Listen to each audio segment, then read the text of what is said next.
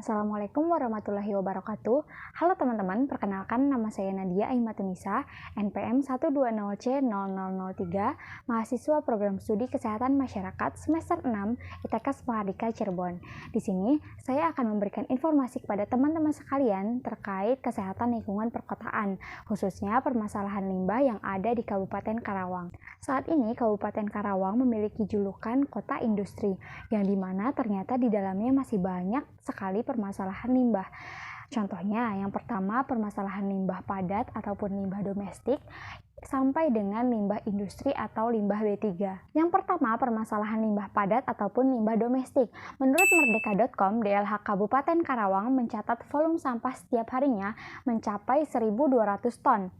Bahkan pemerintah Kabupaten Karawang kewalahan dan hanya mampu mengangkut sekitar 350 ton setiap harinya ke TPA di Jalupang. Sisanya sekitar 800 ton lebih berada di TPS 3R, TPS terpadu, bahkan di bank sampah. Kemudian pada tanggal 4 Agustus 2022, menurut berita Antara Jabar, ratusan ton sampah menumpuk tak terangkut ke TPA karena terbatasnya armada pengangkut sampah.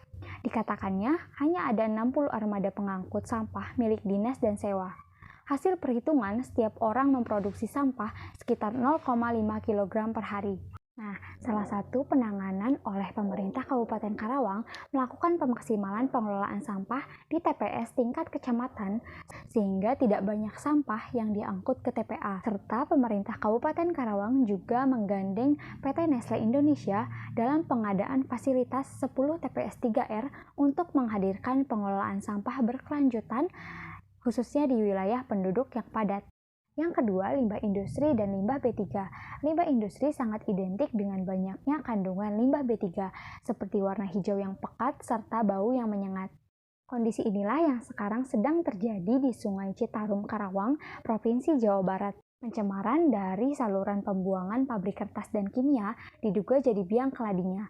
Menurut warga, pembuangan limbah ke Sungai Citarum dilakukan setiap hari.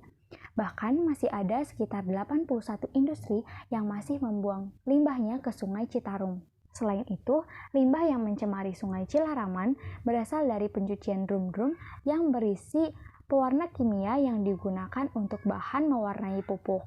Selain permasalahan limbah cair, Ketua Komisi DPR RI Deddy Mulyadi kaget melihat kawasan perhutanan sosial di wilayah Kabupaten Karawang, Jawa Barat menjadi lokasi pembuangan limbah B3.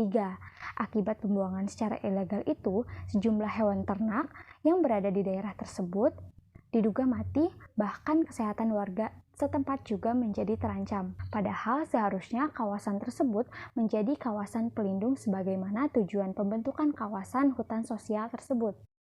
Nah, untuk mengatasi permasalahan limbah industri dan limbah B3 ini, pemerintah Kabupaten Karawang akan menyediakan lahan bangun pusat pengelolaan limbah B3, yaitu berencana mengalokasikan lahan sebagai daerah hitam atau black zone untuk pusat pengelolaan limbah industri terpadu, khususnya limbah berbau, beracun, dan berbahaya atau limbah B3. Rencana itu dituangkan dalam Rencana Peraturan Daerah atau Raperda Rencana Tata Ruang Wilayah atau RT/RW Karawang tahun 2022 sampai 2042.